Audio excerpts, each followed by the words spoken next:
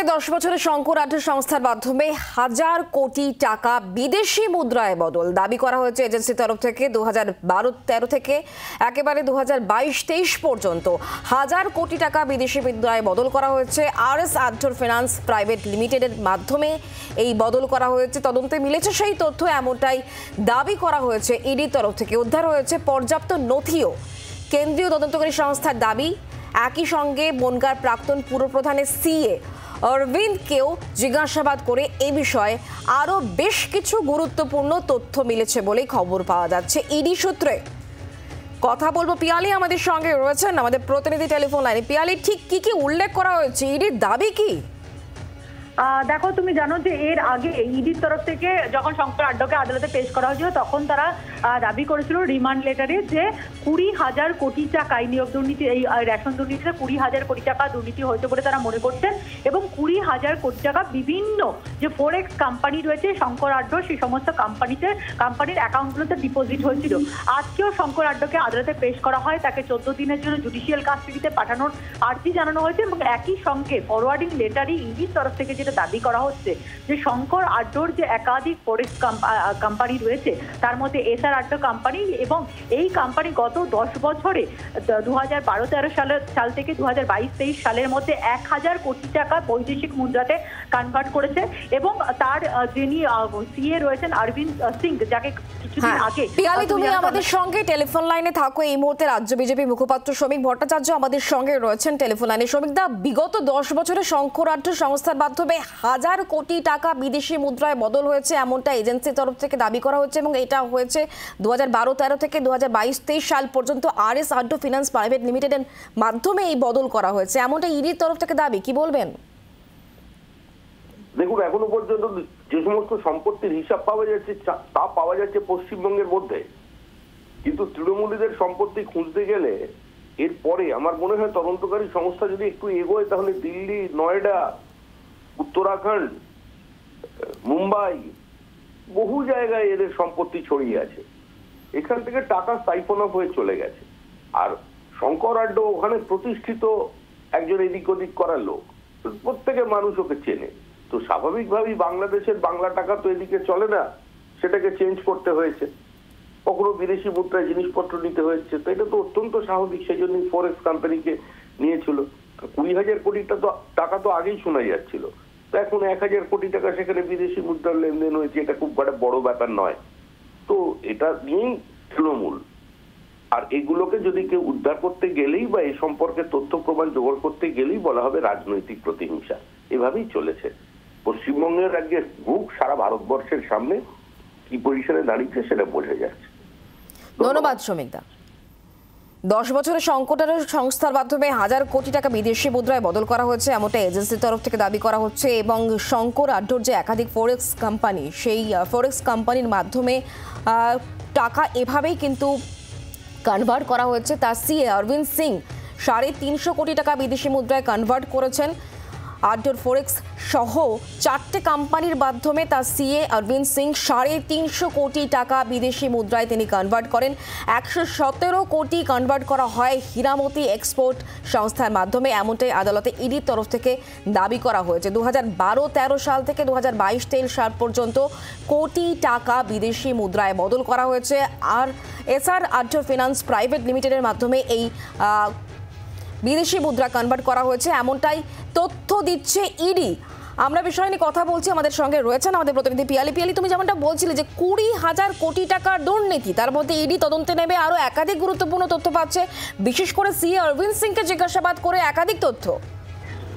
একেবারে দেখো, এইটাই দাবি করা হয়েছিল যে 20,000 কোটি টাকা বিভিন্ন ফরেক্স কোম্পানির যে অ্যাকাউন্ট রয়েছে সেখানে ডিপোজিট করা হয়েছে, এবং তার সঙ্গে সঙ্গে এর আগেও আদালতে যেটা ইডির তরফ থেকে জানানো হয়েছিল যে 900 থেকে প্রায় 9,000 থেকে 10,000 কোটি টাকা যেগুলো জ্যোতিপ্রিয় মল্লিকের, সেগুলো শঙ্কর আঢ্য কনভার্ট করেছিলেন। এবং আজকে আরো বেশ কিছু গুরুত্বপূর্ণ কোন কোন কোম্পানির মাধ্যমে এই কনভার্সনটা হয়েছে তার বিস্তারিত তথ্য কার্যত বেশ তুলে ধরেছেন, এবং সেখানেই তারা উল্লেখ করছেন।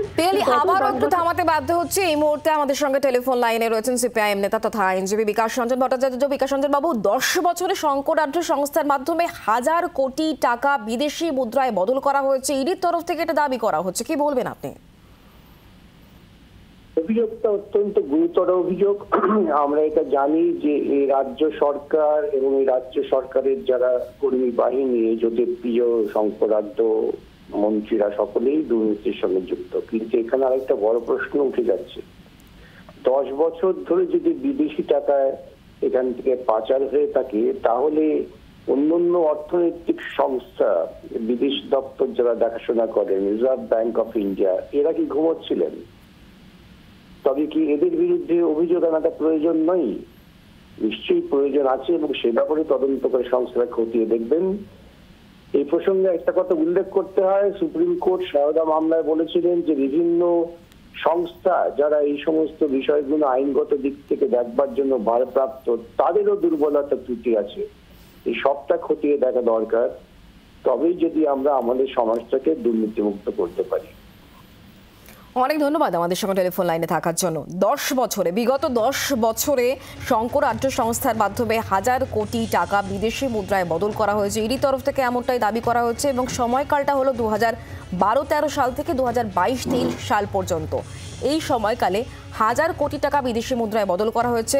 এসআর আড্ডর ফিনান্স প্রাইভেট লিমিটেডের মাধ্যমে এই বদল তদন্তে এই তথ্য মিলেছে, এমনটাই দাবি করা হয়েছে ইডির তরফ থেকে। এছাড়াও বেশ কিছু গুরুত্বপূর্ণ নথিও উদ্ধার করা হয়েছে, এমনটাই ইডির তরফ থেকে দাবি করা হয়েছে। আমরা কথা বলবো তৃণমূল কংগ্রেস নেতা অরূপ চক্রবর্তী, এই মুহূর্তে আমাদের সঙ্গে রয়েছেন টেলিফোনে। অরূপবাবু, 10 বছরে শঙ্কর আড্ড সংস্থার মাধ্যমে 1000 কোটি টাকা বিদেশি মুদ্রায় বদল করা হয়েছে, এমনটা এজেন্সির তরফ থেকে দাবি করা হচ্ছে। আর এই জায়গাতেই বলা হচ্ছে বিজেপির তরফ থেকে যে যখনই নামে বেনামে টাকা উদ্ধার হচ্ছে, তখনই এগুলোকে রাজনৈতিক প্রতিহিংসা বলে দেখে দেওয়া হচ্ছে। কি বলবেন?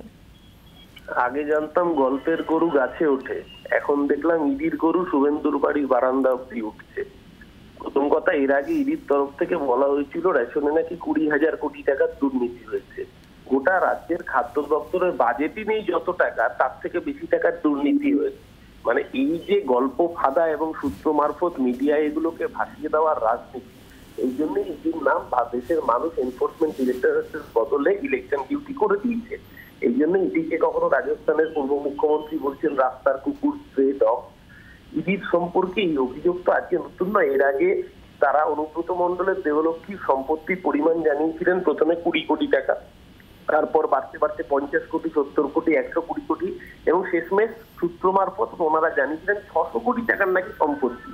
সেই ইডি যখন পরবর্তীকালে চার্জশিট জমা দিল, দেখা গেল অনুব্রত মণ্ডলের দেহরক্ষীর সম্পত্তির পরিমাণ চার্জশিটে তারা লিখেছেন 17 লক্ষ টাকা।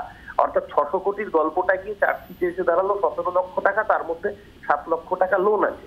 তাই ইডির গল্পের গরু গাছে উঠবে কত দূর সেটা ঠিক করে দেয় শুভেন্দু অধিকারী।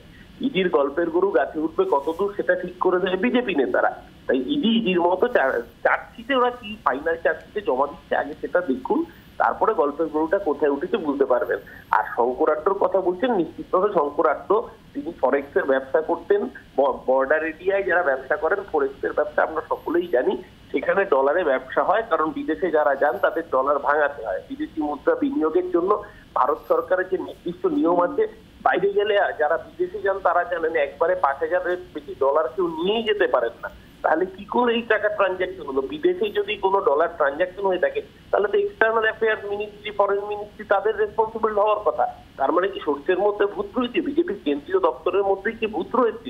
যার জন্য দেখা যাচ্ছে নীরব মোদী, মেহুল চোকসি যারা দেশের হাজার হাজার কোটি টাকা মেরে পালিয়ে গেছে, তাদের বেলায় বিজেপি চুপ। আমার তো মনে হচ্ছে আজকে তাহলে বিজেপির কেন্দ্রীয় নেতৃত্ব, কেন্দ্রীয় মন্ত্রীদের বিরুদ্ধে এই তদন্ত করা উচিত যে কিভাবে বিদেশে এই টাকা। অরূপবাবু বোঝা যাচ্ছে, ধন্যবাদ।